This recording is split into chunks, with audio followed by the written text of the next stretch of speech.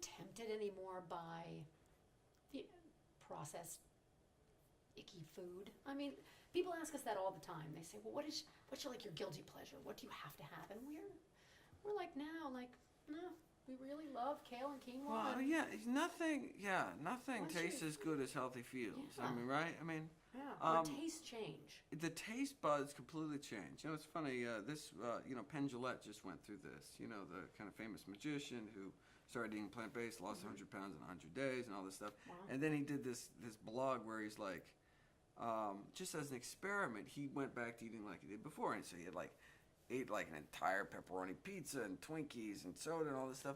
He was just like, ugh, I feel crappy. It really wasn't even that good. Mm-hmm. I've got to tell me, like, I'm done.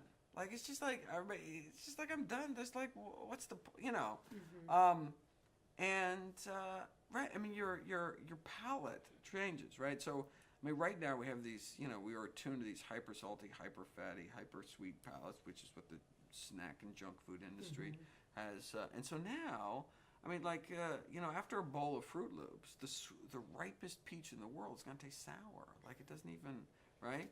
But go through a few weeks, not eating this crap, then all of a sudden, just normal, naturally healthy food tastes good. I mean, people see me, eating kind of a mashed sweet potato with a little cinnamon or ginger on top, and they're like, "How could you eat that? Like, there's no sugar?"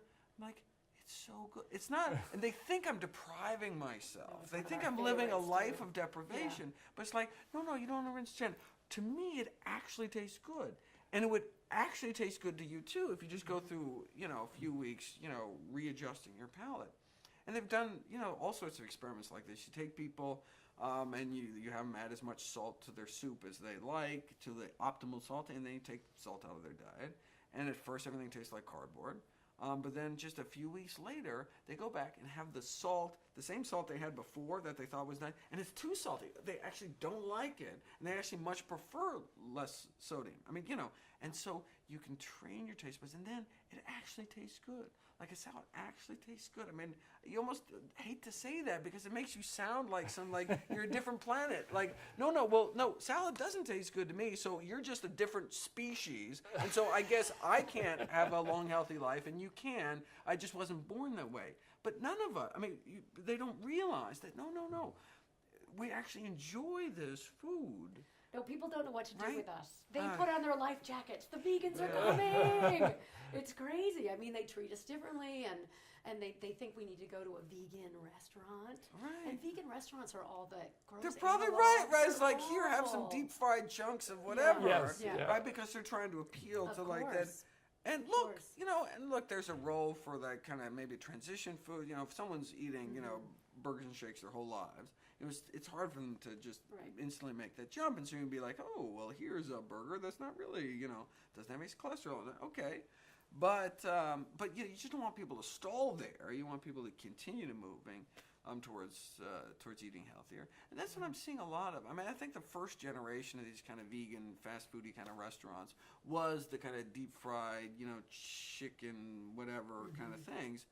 But now there's a lot of these new plant-based restaurants opening up with the kale salads and all sorts of really nice kind of ethnic spins on. And there's actually Whole Foods are using brown rice, and that's a really exciting thing. I mean, I think that we're kind of maturing.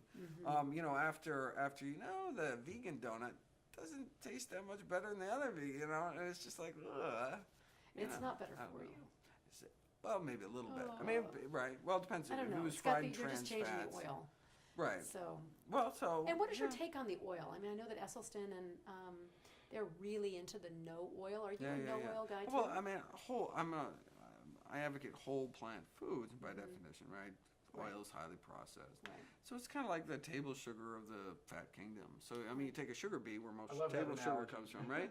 And then you remove all nutrition, you're left with table sugar, right? You take a walnut, you remove all nutrition, you're left with walnut oil. It's like, has no fiber, no water-soluble nutrients, and it's like, all right. I mean, and look, 1 tablespoon, you have like, 100 calories. It's like you had a tablespoon of oil, you wouldn't even feel any different. You had you had 100 calories worth of, strawberries. It's a heaping plate. 100 calories of tomatoes, 100 calories of broccoli. Like, I mean, they make you full. I mean, so just for like, kind of, in terms of nutrient density, it's like lots of calories, kind of empty calories, really.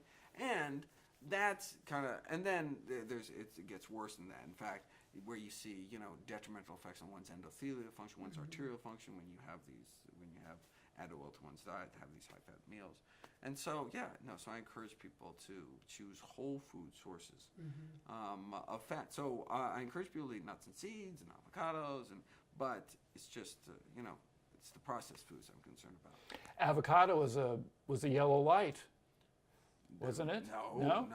It Okay. was maybe years ago. Okay. Before I don't know. So I did a video. It's funny, people keep coming up to me about this video I did years ago about this concerning study, this concerning in vitro study. I mean, Petri dish study about avocado, but it was enough that I was concerned until we got new evidence. Then we got new evidence, and I wrote up, and it's on the website, and it's just people never go back to check.